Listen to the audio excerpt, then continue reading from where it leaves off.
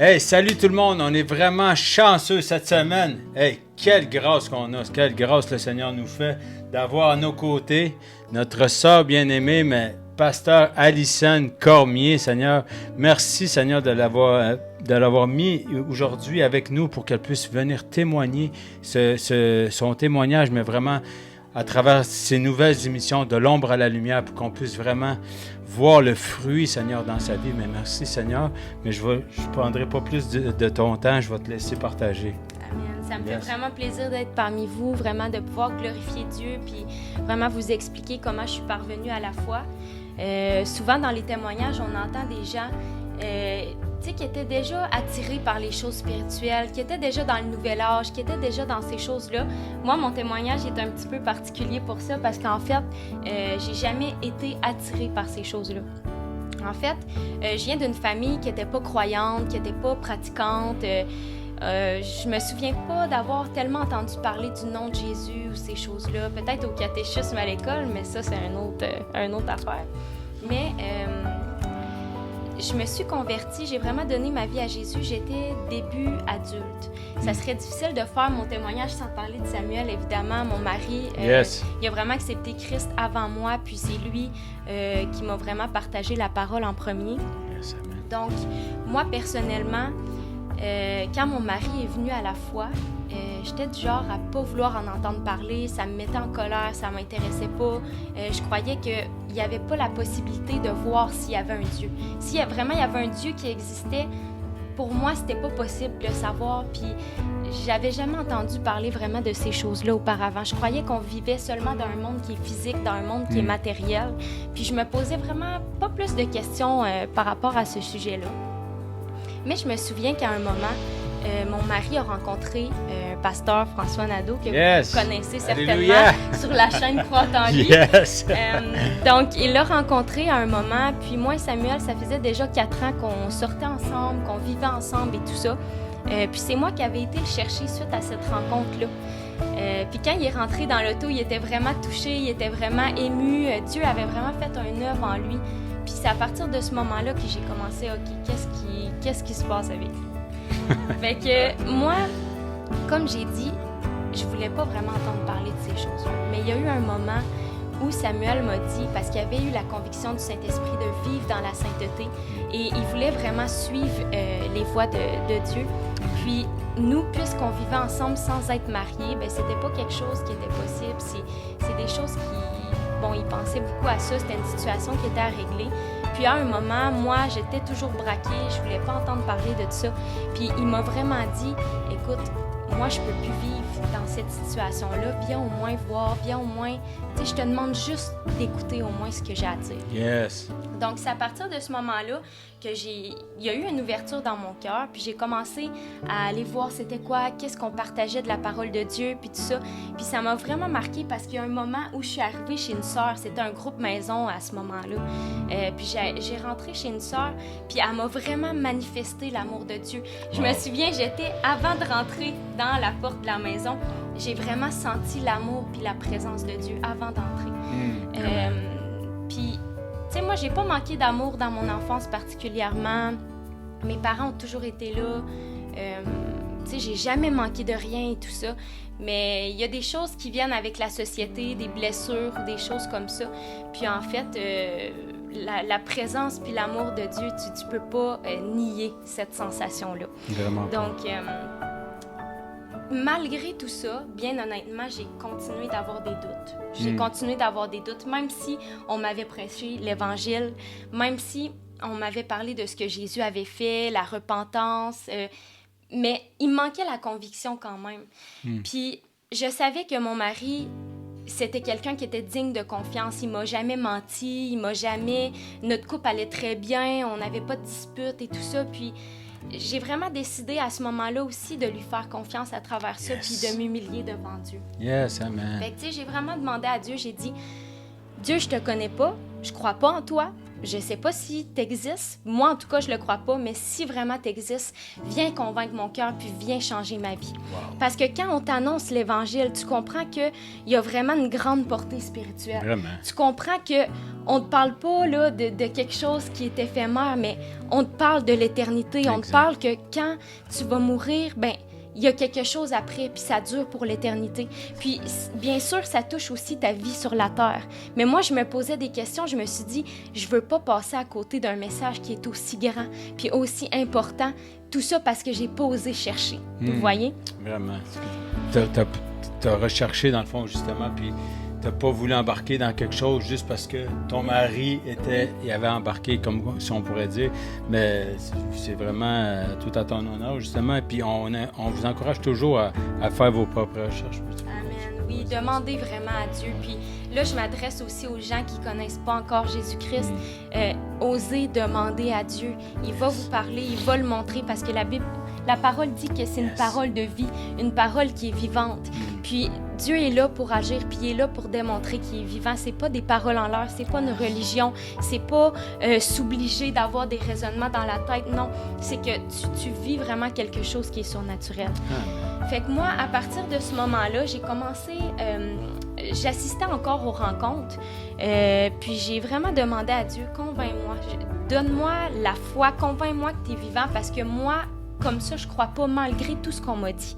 Donc, à partir de ce moment-là, quand on me prêchait la parole, quand on commençait à me dire que je devais me faire baptiser, que ce que Jésus-Christ avait fait pour moi et tout ça, bien pour moi, c'était devenu une ferme conviction, c'était devenu tangible. Donc, c'est comme ça que je suis née de nouveau, j'ai donné ma vie à Jésus-Christ. Puis, pour ceux qui connaissent pas le terme « né de nouveau », qui savent pas qu'est-ce que ça veut dire, ben naître de nouveau, ça se fait vraiment lors de la repentance. Quand tu comprends que Jésus-Christ a payé le prix, a donné sa vie pour toi, pour que tu vives pas une vie sous l'esclavagisme du péché, de la société et tout ça, mais que tu sois vraiment libre et que tu puisses vivre une vie qui plaît à Dieu. Wow, c'est très bien expliqué. C'est ça. Donc, vraiment, du moment que je suis née de nouveau, quand je péchais, je le savais tout de suite. Vous voyez, c'est comme un petit enfant. Quand un petit enfant va arriver puis il va faire un mensonge pour la première fois, qu'est-ce qu'il va faire? Il va aller se cacher, il ne sait pas comment son parent va réagir, il ne sait plus où se mettre. Donc, moi, personnellement, lors de la nouvelle naissance, ta conscience est lavée, ta conscience a été purifiée. Donc, tout ce qui est mal, tout ce qui est contre la parole de Dieu, tu t'en rends compte puis tu veux plus commettre ces choses-là. Ça se fait naturellement.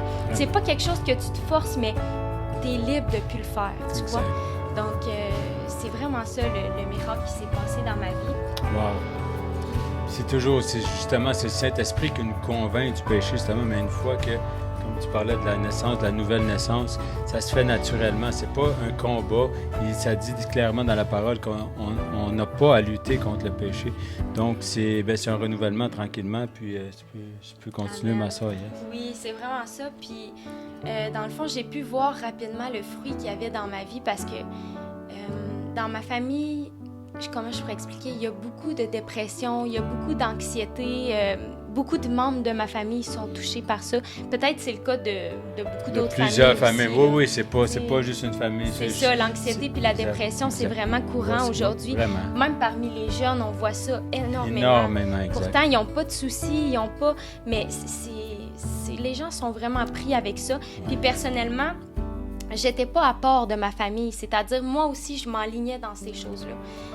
Tu sais, j'étais anxieuse de plein de choses, j'avais peur de la mort, je manquais d'assurance, j'avais pas d'audace. Tu vois le côté dépressif aussi, pas au point d'être médicamenté, mais tu sens que t'es pas épanoui. Qu'il y a un mal de vie. Oui, c'est ça, un mal de vie, un vide à l'intérieur. Puis moi, personnellement, quand j'ai connu Jésus, quand j'ai connu sa parole, ben j'ai vraiment été libérée de tout ça. Tu sais, aujourd'hui, je suis remplie d'audace, d'assurance. Je peux aller parler de la parole de Dieu à n'importe qui parce que ça a transformé ma vie. Yes. Puis c'est vraiment ça, on a vu les fruits rapidement. Puis à partir de ce moment-là, ben, j'ai continué à nourrir une intimité avec Dieu. Yes. Puis c'est ça qui a vraiment transformé ma vie au point tel qu'aujourd'hui, je me suis totalement investie, puis j'ai vraiment laissé ma vie qui est au Canada pour servir Dieu à l'endroit qu'il nous a appelés en Afrique. Yes. Donc c'est sûr que dans un autre épisode Exact. qu'on va faire après, je vais Exact. parler plus du renoncement à soi, je vais parler aussi de répondre à l'appel de Dieu, puis c'est là que je vais entrer plus dans les détails de comment Dieu m'a conduit à travers tout ça. Mais je peux vous dire que vraiment le fruit d'une transformation, c'est vraiment l'intimité avec Dieu. Yes. C'est vraiment l'obéissance, c'est vraiment de lui faire confiance en toutes choses. Vraiment. Donc, c'est ça. C'est vraiment une clé essentielle, sérieusement. Si on ne développe pas d'intimité, de toute façon, c'est la chose la plus importante que Dieu a toujours voulu rétablir, c'est l'intimité, la relation d'amour. Puis que c'est lui qui nous a attirés toujours. Tu vois, on dit on accepte le Seigneur, etc. Mais lui nous a toujours attirés depuis le tout début. Donc, wow, si tu peux juste poursuivre un peu, ma soeur. C'est ça, comme je dis, vraiment Dieu m'a libérée de tout ce qui est anxiété, dépression. Puis je sais que certains parmi vous vivent encore ça, que vous êtes chrétien Yes. ou pas. Yes. Puis moi, je suis là vraiment pour affirmer que la parole de Dieu est vraie, que Dieu vraiment est fidèle. Puis qu'est-ce qu'il nous dit dans sa parole?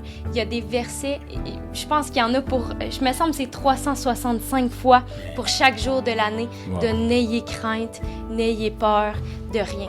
Donc, Dieu t'accompagne, puis quand tu donnes ta vie à Jésus-Christ, l'Esprit de Dieu vient habiter en toi. Yes. Puis c'est lui qui te donne la force de vivre une vie surnaturelle. Puis moi, ça s'est pas fait du jour au lendemain lors de la nouvelle naissance que j'ai été vraiment libérée de tout ce qui est anxiété, dépression et tout ça. Mais c'est vraiment à force de passer du temps dans sa parole, de voir ses promesses, de voir que j'ai pas besoin de craindre rien, qui m'accompagne, qu'il y a des projets de bonheur pour ma vie et non de malheur. Puis ça m'a vraiment apporté une consolation puis une joie surnaturelle. Parce que quand tu viens puiser dans ton intimité avec Dieu, c'est lui la source d'une paix qui est durable. C'est lui la source d'une joie qui est durable. Et d'ailleurs, il y a un autre épisode que la sœur Marie-André a fait avec Rabi, oui.